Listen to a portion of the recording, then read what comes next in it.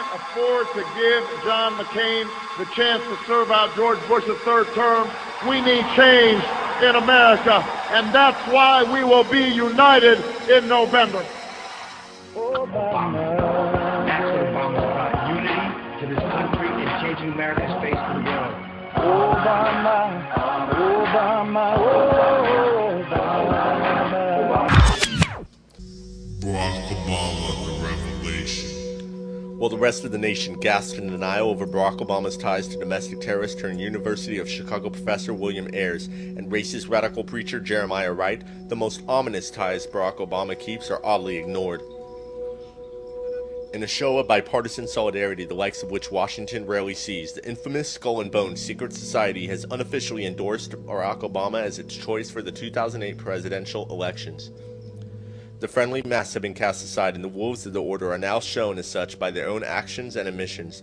Those who hoped in change will get what they have been begging for, the third back-to-back Skull and Bones-dominated administration.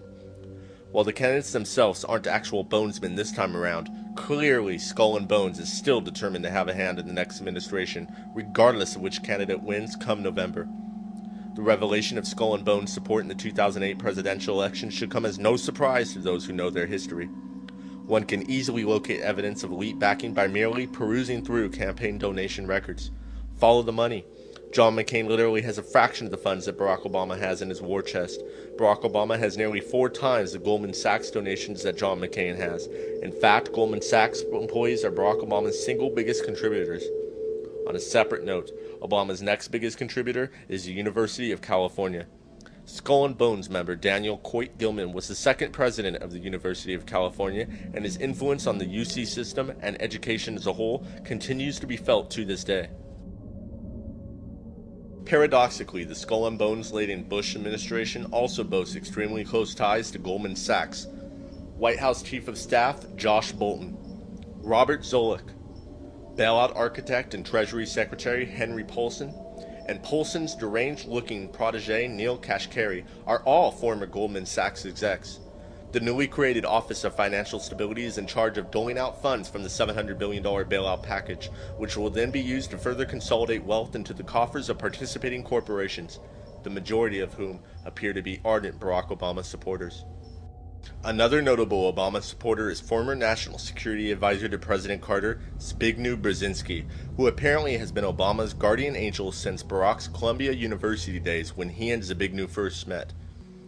As National Security Advisor when he wasn't arming and training Osama bin Laden and his Mujahideen, later to reorganize into Al-Qaeda, Brzezinski was attending Bilderberg group meetings and co-founding the Trilateral Commission with fellow CFR member and devout international elitist David Rockefeller. To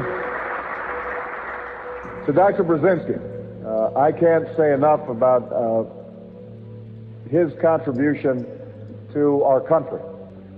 He has proven to be an outstanding friend and somebody who I've learned an immense amount from, and for him to support me in this campaign and then... Brzezinski, labeled by some as a neoconservative Democrat due to his close ties with the University of Chicago graduate and neoconservative PNAC signatory Paul Wolfowitz, is currently a professor of American Foreign Policy at Johns Hopkins School of Advanced International Studies.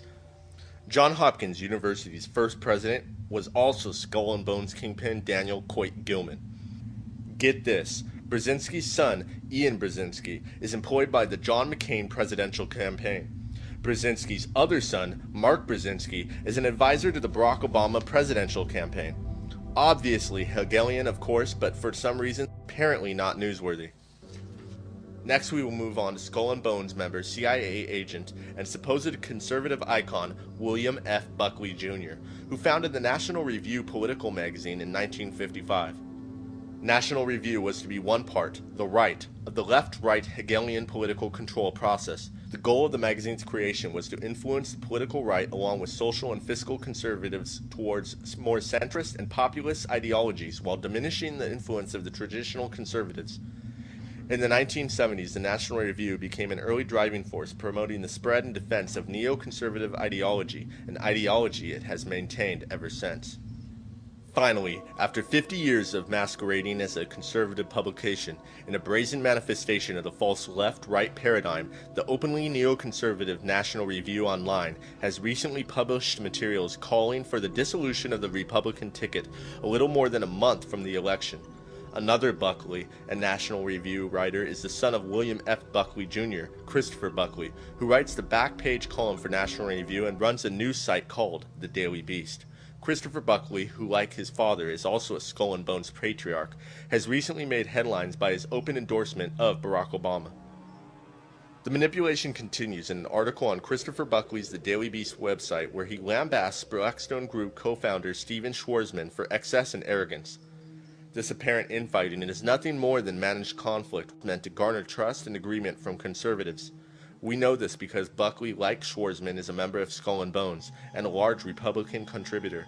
Schwarzman founded the Blackstone Group with Peter Peterson, who served as Lehman Brothers CEO before going on to succeed Brzezinski's old buddy, David Rockefeller, to the position of director of the CFR in 1985, a post Peter Peterson held for 22 years. All of the 2008 presidential candidates, with the exception of Ron Paul, are members of the CFR, as are most Washington insiders and social engineers like Angelina Jolie and Pastor Rick Warren.